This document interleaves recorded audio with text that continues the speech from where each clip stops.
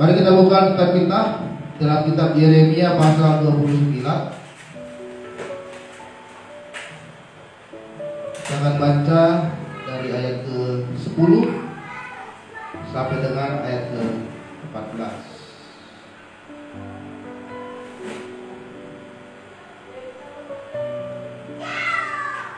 Yeremia pasal 29 ayat ke-10 sampai dengan ayat ke-14.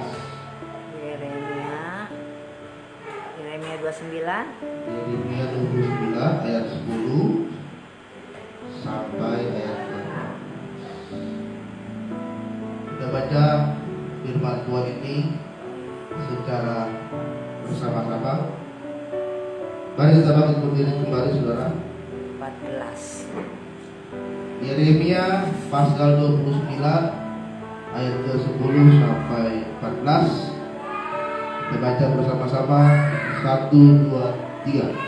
Sebab inilah firman Tuhan, apabila telah genap 70 tahun bagi Babel, baru aku memperhatikan kamu. Aku akan menepati janjiku itu kepadamu dengan mengembalikan kamu ke tempat ini. Sebab aku ini mengetahui rancangan-rancangan apa yang ada padaku mengenai kamu. Demikianlah firman Tuhan, yaitu rancangan damai sejahtera dan bukan rancangan kecelakaan, untuk memberikan kepadamu hari depan yang penuh harapan. Dan apabila kamu berseru dan datang untuk berdoa kepadaku, maka aku akan mendengarkan kamu. Apabila kamu mencari aku, kamu akan menemukan aku. Apabila kamu menyatakan aku dengan segenap hati, aku akan memberikan kamu menemukan aku. Demikianlah firman Tuhan. Dan aku akan memberikan padamu dan akan mengumpulkan kamu dari antara segala bangsa dan dari segala tempat kemana kamu telah diberai-beraikan. Demikianlah firman Tuhan. Dan aku akan mengembalikan kamu ke tempat yang dari mana aku telah membuang kamu. Selamat duduk, saudara. Tema firman Tuhan pagi hari ini adalah memiliki iman untuk menatap hari esok. Sekali lagi, memiliki iman untuk menatap hari esok. Kita bersyukur, saudara, kita sudah berada di penghujung tahun 2024 dan kita akan memasuki di tahun yang baru, tahun 2025. Kita melihat bagaimana ternyata penyertaan Tuhan itu masih ada. Dari awal tahun ini sampai dengan akhir tahun ini, ternyata Tuhan masih menyertai hidup kita. Tuhan masih memberikan kita kesehatan, Tuhan masih memberikan kita kehidupan. Tuhan masih memelihara keluarga kita. Tuhan masih menolong hidup kita. Artinya, saudara, ada penyertaan yang Tuhan berikan dalam hidup kita. Dan tahun depan kita juga harus memiliki iman yang lebih besar lagi, agar tahun depan hidup kita akan lebih baik dari tahun ini. Agar tahun depan masalah yang kita hadapi sekarang, tahun depan semuanya dapat kita selesaikan dengan penyertaan dan pertolongan dari Tuhan. Amin. Amin. Amin. Ya. Nabi Yeremia yang kita baca itu, yang tadi barusan kita baca, merupakan nabi yang diutus oleh Tuhan pada usia muda. Pada usia muda Tuhan sudah mengutus nabi ini ke suku Israel bagian selatan. Karena pada saat itu Israel terbagi dua. Ada Israel Utara dan Israel Selatan. Israel Selatan itu namanya suku Yehuda. Yeremia Tuhan utus untuk memimpin suku Yehuda di dalam kehidupannya akan Tuhan. Nabi ini juga, saudara, dikenal sebagai nabi ratapan atau nabi menangis. Karena bangsa ini, bangsa Yehuda ini adalah bangsa yang hampir sudah tidak percaya lagi kepada Tuhan. Banyak ajaran-ajaran sesat yang ada di sana, banyak nabi-nabi palsu, banyak imam-imam yang hanya mencari keuntungannya sendiri. Sehingga Yeremia terus beratap kepada bangsa ini agar bangsa ini hatinya berbalik kepada Tuhan. Bahkan bangsa ini pun, bangsa Yehuda pun diperkenankan Tuhan mereka untuk dijajah oleh bangsa Babel. Dan Yeremia ada di sana. Dan Yeremia pun bersama-sama dalam penderitaan bangsa ini, sudah. Oleh sebab itu tadi dikatakan di ayat yang ke-10, aku setelah 70 tahun bagi Babel, barulah aku memperhatikan kamu. Setelah 70 tahun bangsa Yehuda, ya, bangsa Yehuda itu dijajah oleh bangsa Babel, barulah Tuhan memperhatikan bangsa itu. Dan Yeremia berada di tengah-tengah penderitaan bangsa ini. Tetapi saudara, bukan berarti bangsa ini hidup dalam penderitaan. Mereka tidak memiliki iman. Yeremia tetap terus berdoa kepada Tuhan agar bangsa ini lepas dari penderitaan dan dipulihkan oleh Tuhan. Untuk melihat hari esok yang penuh harapan, kita harus punya iman yang sungguh-sungguh kepada Tuhan. Amin. Saudara terkasih dalam nama Tuhan, manusia itu tidak bisa melihat hari ke depan dengan keinginan-keinginan mereka yang selalu besar. Ada ramalan-ramalan yang diberikan oleh manusia untuk tahun depan, ada prediksi-prediksi yang diberikan oleh manusia untuk tahun depan. Tapi belum tentu tahun depan itu terjadi, karena bukan kehendak Tuhan. Presiden pernah mengatakan tahun ini adalah tahun suram, inflasi naik, bahan kebutuhan pokok semuanya naik, susah. Tapi puji Tuhan, selama tahun ini tidak ada kerusuhan di mana-mana, tidak ada kita dengar orang demonstrasi karena adanya harga-harga yang naik. Sampai di akhir tahun ini pun Tuhan masih menyertai kita. Ya. Banyak orang memprediksi seperti itu, saudara. Banyak orang meramal tentang besok atau tahun depan. Ya. Bahkan banyak juga orang yang meramal akhir dari dunia ini atau kiamat dari dunia ini. Ada suku Maya yang waktu itu beritanya sangat heboh sekali. Suku Maya mengatakan bahwa tahun 2012 bahwa dunia ini akan kiamat karena kalender dari suku ini habis di tahun itu. Sampai dibuat filmnya itu. Ada filmnya itu banyak sekali yang nonton. Orang sudah memprediksi 2012 itu kiamat. Tapi kenyataannya lewat dari tahun 2012 tidak terjadi apa-apa. Dunia masih baik-baik saja, tidak ada kiamat. Itu prediksi dari manusia. Ya.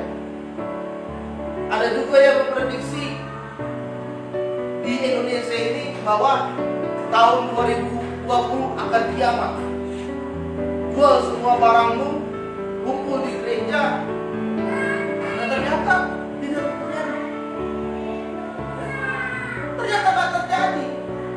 Banyak ramalan-ramalan yang diberikan oleh manusia untuk ke depan. Tetapi saudara, karena kita memiliki iman kepada Tuhan kita Yesus Kristus, maka harapan kita pun juga haruslah kita taruhkan kepada Tuhan kita. Jangan kita memiliki harapan, tahun depan akan lebih susah dari tahun ini. Jangan. Berarti imanmu lebih rendah dari kepercayaan kepada Tuhan. Kita harus punya harapan. Saya punya Tuhan yang besar. Saya punya Tuhan Yesus yang berkuasa. Tahun depan hidup saya akan lebih baik. Tahun depan berkat yang diberikan Tuhan akan lebih banyak. Karena saya percaya Tuhan akan menyertai saya. Amin. Amin. Amin. Ya. Oleh sebab itu, apa yang harus kita perhatikan dari firman Tuhan pada pagi hari ini? Ada 3 hal. Yang pertama adalah Tuhan akan menggenapi janji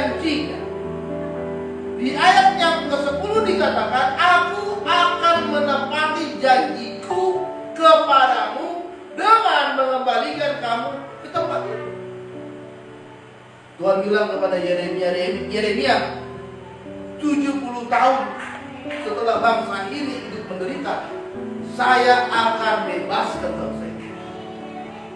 Itu jadi Tuhan. Ya. Saudara, kalau Tuhan sudah berjanji, maka Dia tidak akan pernah mengingkari. Beda kalau manusia itu yang berjanji. Kadang-kadang manusia ini dia yang buat janji, dia juga yang mengikat. Bilanglah, gembala, saya janji hari Minggu saya datang gereja. Tahunya nggak datang. Kita ketemu di sini ya jam 10. Ternyata sudah jam 10 orangnya belum datang. Jam 11 belum datang. Jam 12 belum datang. Baru jam 2 siang baru datang. 4 jam dia lewat. Kadang-kadang manusia itu kalau berbuat janji, kadang-kadang suka mengingkari. Karena kadang-kadang kita berbuat janji tanpa kita pikirkan dulu, asal keluar aja. Asal keluar aja. Saya janji kalau nanti Tuhan memberkati keluarga saya akan setia gereja. Pas Tuhan memberkati, malah makin parah gak pernah gereja. Banyak orang seperti itu, saudara. Dia lupa akan janjinya.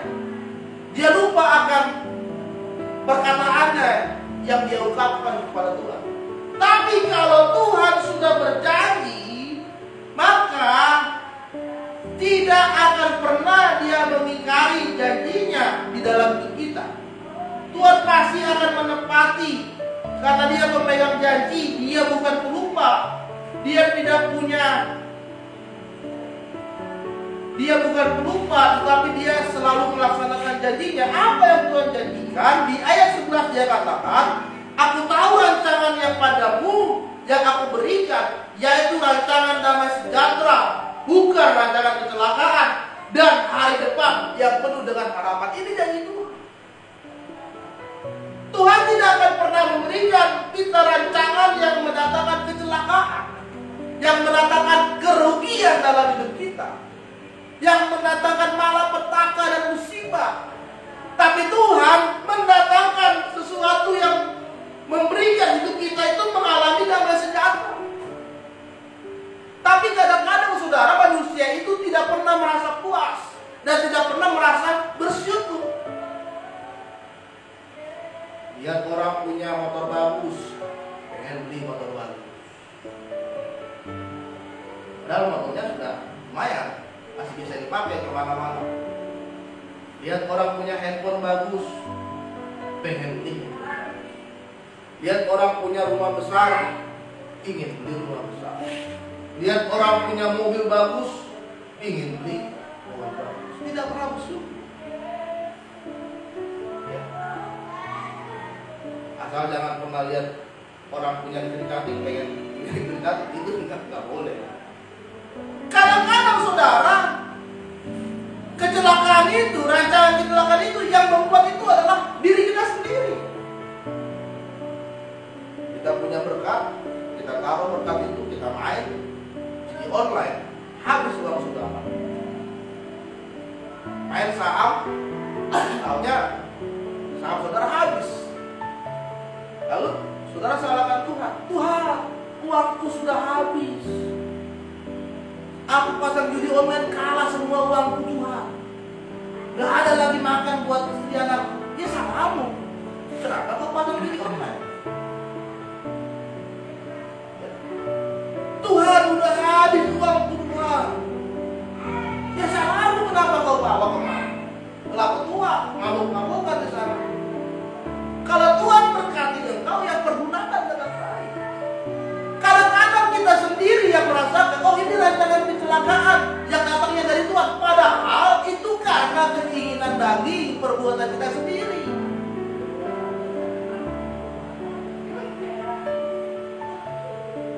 Saudara yang kasih dalam nama Tuhan, puji Tuhan, gereja kami yang di kampung minggu kemarin kami merayakan Natal.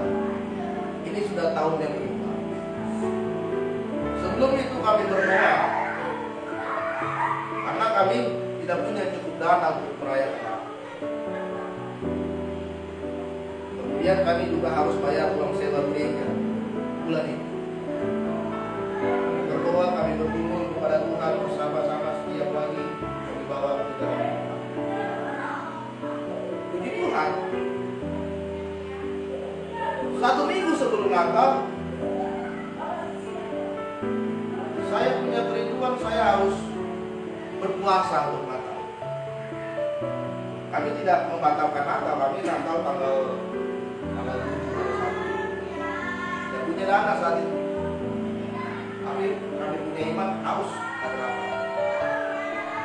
Saya berdoa, saya berpuasa bersama dengan istri saya. Padahal sebetulnya saya punya penyakit asam lambung. Saya tidak boleh perut kosong, saya tidak boleh telat makan. Tapi pada saat itu saya sungguh-sungguh punya tekad, saya mau puasa dulu buat Natal ini. Saya bilang ke saya tidak sarapan dulu, saya mau puasa. Saya puasa. Pagi saya tidak makan, setiap saya tidak makan, saya berdoa, Tuhan, kalau memang kami harus merayakan Natal dengan sederhana, tidak apa-apa. Tapi Natal harus tetap. Kemudian sorenya saya buka. Saya berdoa dulu baru saya berbuka. Dan tidak berapa lama, saudara, ada WhatsApp datang ke handphone saya dan WhatsApp itu berisi begini, saudara. Pak Pendeta, puji Tuhan, proposal yang diajukan untuk Natal Bapak sudah kami ACC. Ada pada saat itu saya mengirimkan proposal bantuan. Sudah di ACC, sudah terima. Puji Tuhan, sore ini sudah ditransfer ke rekening bank.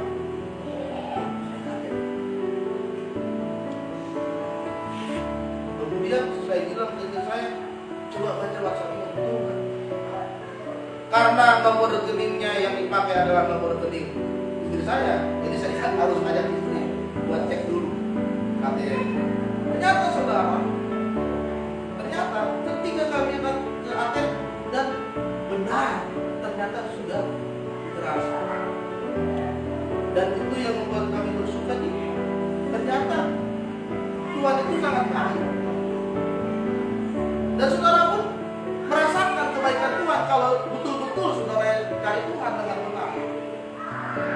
Hari Sabtu kami Natal, dari dana yang sudah dikirim, kami memberikan sembako kepada jemaat dan kami sisakan yang tadi Bapak Ibu sudah terima buat jemaat. Tuhan itu tahu rancangan apa buat saudara di waktu yang tepat, di saat yang tepat, dan bentuk yang tepat. Tuhan tahu apa yang sekarang saudara butuhkan. Kebutuhan saya dengan kebutuhan saudara berbeda-beda, tapi caranya sama. Bisa saja Tuhan pakai orang lain buat menolong saudara. Bisa saja orang yang tidak saudara kenal menolong hidupmu saat ini. Atau bisa saja orang yang saudara benci sekalipun dipakai oleh Tuhan untuk menolong hidup saudara. Karena apa? Rancangan Tuhan itu tidak ada yang tahu. Tapi firman-Nya berkata, pasti rancangan Tuhan itu damai sejahtera dan ada harapan. Kalau saudara punya harapan, berarti ada yang kita bilang tunggu-tunggu. Dan yang kita tunggu itu pasti sesuatu yang baik dalam hidup. Contoh, kalau saudara kerja, pasti di bulan Natal ini saudara berharap akan mendapatkan apa? THR ya kan? Oh, saya berharap nanti bagian di bulan Desember ada THR. Nah, itu kan sesuatu yang baik yang kita akan dapatkan. Ya. Tidak mungkin saudara berharap untuk sesuatu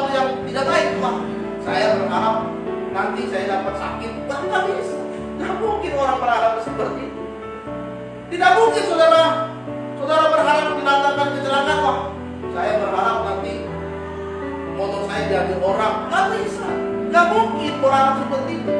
Pasti harapan itu adalah sesuatu yang baik yang kita inginkan terjadi. Dan sebab itu janji Tuhan itu berkata bahwa Dia akan memberikan harapan yang baik. Oleh sebab itu percayalah janji Tuhan dalam hidup saudara. Hari Natal adalah waktunya Yesus itu betul-betul lahir dalam hidup. Natal tahun ini harus ada perbedaan dengan Natal tahun kemarin. Harus ada yang berubah dalam hidup saudara di hari Natal ini. Hubunganmu dengan Tuhan di hari Natal ini harus lebih dekat lagi kepada Tuhan. Hubunganmu dengan keluarga yang tadinya tidak harmonis di hari Natal ini harus makin harmonis lagi. Tidak ada baju baru apa-apa, yang penting Yesusnya ada. Tidak makan yang enak apa-apa, yang penting Dia lahir di tengah-tengah keluarga. Jangan jadikan Natal tahun ini ya sia-sia lewat aja. Tahun depan ya nggak ada perubahan. Atau waktunya Tuhan mengenapi janji kita dan kita mengalami perubahan. Amin. Yang kedua adalah rancangan Tuhan adalah rancangan yang damai sejahtera. Saudara, kalau orang yang mengalami damai sejahtera dari Tuhan tidak ada rasa khawatir, tidak ada rasa takut, tidak ada rasa bimbang. Dia akan mengalami ketenangan. Tenang hidup tenang. Nggak lagi berpikir besok mau makan apa ya. Udah nggak punya duit. Ya. Utang sudah banyak di sana sini. Gaji habis buat bayar utang. Kalau orang yang mengalami damai sejahtera Tuhan, uangnya habis bayar utang, tapi masih merasa tenang. Kok kamu masih tenang sih? Kita udah susah. Ya apa-apa kan kita udah Tuhan. Tidak ada rasa takut, tidak ada rasa khawatir, tidak ada rasa bimbang yang terjadi dalam hidup kita, baik di dalam situasi ekonomi kita, baik di dalam segala hal yang terjadi dalam hidup kita, baik segala pergumulan yang terjadi dalam hidup kita. Tidak ada rasa bimbang. Tenang aja, tenang. Dan sukacita selalu diberikan Tuhan di dalam hidup kita. Makanya kalau ada orang bilang, kok kamu sepertinya gak punya masalah sih, kok hidupnya selalu bahagia selalu, ya karena Tuhan sudah kasih kita damai sejahtera. Masalah tetap ada, tapi kita tetap bisa bersukacita di dalam hidup. Makanya di hari Natal ini jangan jadi terhilang karena masalah kita. Nikmati aja sukacita Natal ini. Jangan jadikan masalahmu lebih besar daripada sukacita Natal di tahun ini. Amin. Amin. Karena apa? Karena jika kita berdoa kepada Tuhan, ayat 12 katakan, Aku akan mendengarkan kamu. Tuhan sudah janji kepada Yeremia. Dan Tuhan juga berjanji, kamu berdoa, aku akan. Kenapa? Karena telinga Tuhan sedang tertuju kepada seruan doa. Jadi saudara, orang yang mengalami damai sejahtera dari Tuhan, maka hidupnya selalu berada dalam persekutuan dengan Tuhan. Perkuat doamu di hari Natal ini. Perbanyak doamu di hari Natal ini. Lebih banyak waktumu untuk berada di dalam persekutuan dengan Tuhan. Jangan waktu kebanyakan nonton drama Korea. Jangan waktu kebanyakan main media sosial, TikTok live, apalagi Instagram live, Facebook live, gitu kan.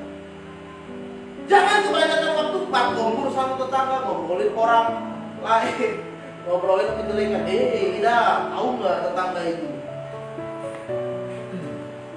Oh, baru beli mobil baru dong. Dari mana ya duitnya ya? Jangan-jangan hasil liburan. Malah bikin tambah dosa. Tapi mari kita perbanyak waktu kita untuk Tuhan. Mari perbanyak persekutuanmu di hari Natal ini lebih lagi kepada Tuhan. Karena tadi janji Tuhan bilang, setiap doamu aku akan mendengar. Tapi kita nggak pernah berdoa. Kemudian kita bilang, Tuhan, tolong aku yang nggak bisa, saudara. Meskipun Tuhan tahu apa yang saudara butuhkan, tapi Dia juga ingin mendengar apa yang menjadi seruan dari isi hati saudara. Makanya Yeremia itu dikatakan sebagai nabi ratapan, nabi menangis, karena di setiap waktu dia berseru kepada Tuhan. Tuhan, tolong bangsa ini. Tuhan, bebaskan bangsa ini dari penderitaan. Tuhan, lepaskan bangsa ini dari nabi-nabi palsu. Tuhan, bangkitkan bangsa ini. Dia berseru. Dan Tuhan menenapi janjinya dan berkata, setiap doamu akan aku dengar. Amin. Mari saudara, kita lebih lagi bersekutu dengan Tuhan. Kita nggak banyak jemaat di sini. Tapi kalau hidupmu betul-betul benar di hadapan Tuhan, maka engkau akan menjadi berkat, jadi terang buat keluargamu, buat saudaramu, buat gereja tempat. Jadi berkat keluarga Pak itu ya. Wah, gereja di mana? IBI Grand Terlibat Singko. Jadi gereja itu tidak dilihat dari semegah gedungnya, terus alat musik yang banyak, terus ya mewah. Gereja itu bukan hanya gedung. Gereja itu adalah tubuh kita.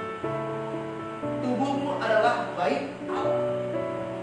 Gereja ini adalah tempat bagaimana engkau bisa datang bersekutu di hadapan Tuhan.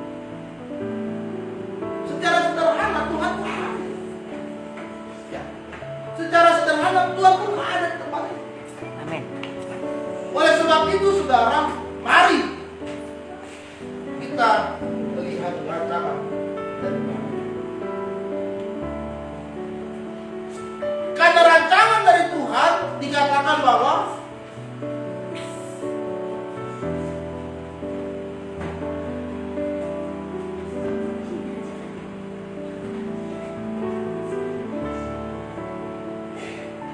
rancangan yang diberikan oleh Tuhan itu adalah rancangan yang melampaui segala akal manusia.